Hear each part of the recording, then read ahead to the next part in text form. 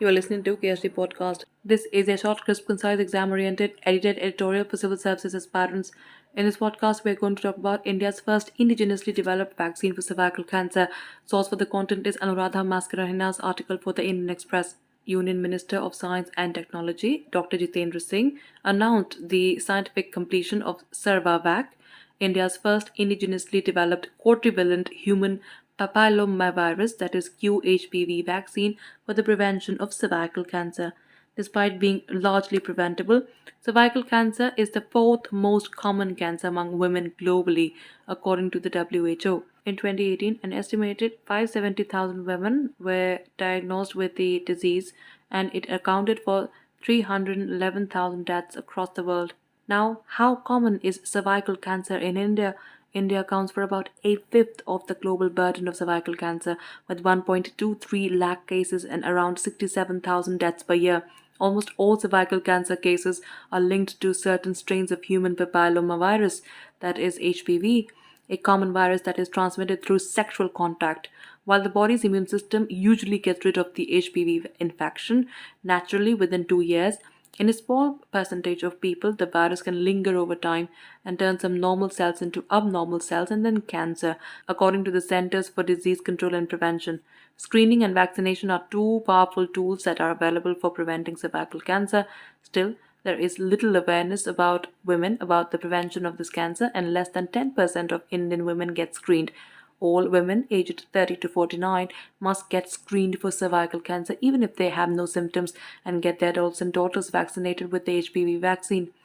Now, who developed the new qHPV vaccine? Cervavac was developed by the Pune-based Serum Institute of India in coordination with the Government of India's Department of Biotechnology, that is DBT. The project to develop the vaccine was implemented by the then Secretary of the DBT, Dr. M.K. Bhan, in 2011. Since then, 30 meetings of scientific advisory groups and site visits conducted by DBT have helped review the scientific merit of the entire journey to develop the vaccine.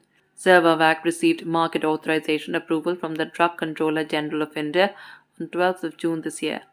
Now, how effective is the new vaccine, HPV vaccines are given in 2 doses, and data has shown that the antibodies that developed after both are administered can last up to 6 or 7 years, according to Dr. Rajesh Gokhale. Unlike COVID vaccines, booster shots may not be required for the cervical cancer vaccine. Until now, the HPV vaccine available in India were produced by foreign manufacturers at an approximate cost of 2,000 to 3,500 per dose. Cervavac is likely to be significantly cheaper, slated to cost approximately 200 to 400 rupees. It has also demonstrated a robust antibody response that is nearly 1,000 times higher than the baseline against all targeted HPV types and in all dose and age groups. Now, finally, what are the challenges? The biggest task will be in allocating adequate resources and manpower for vaccinating the massive demographic of adults and girls aged between 9 and 15 to ensure that they are protected from HPV early on. According to Dr. Smita Joshi, there is a huge need for stepping up awareness about the disease and the vaccine in the community. Dr. Joshi said, and I quote here, "Unlike COVID and the vaccination program, there is very little awareness about cervical cancer.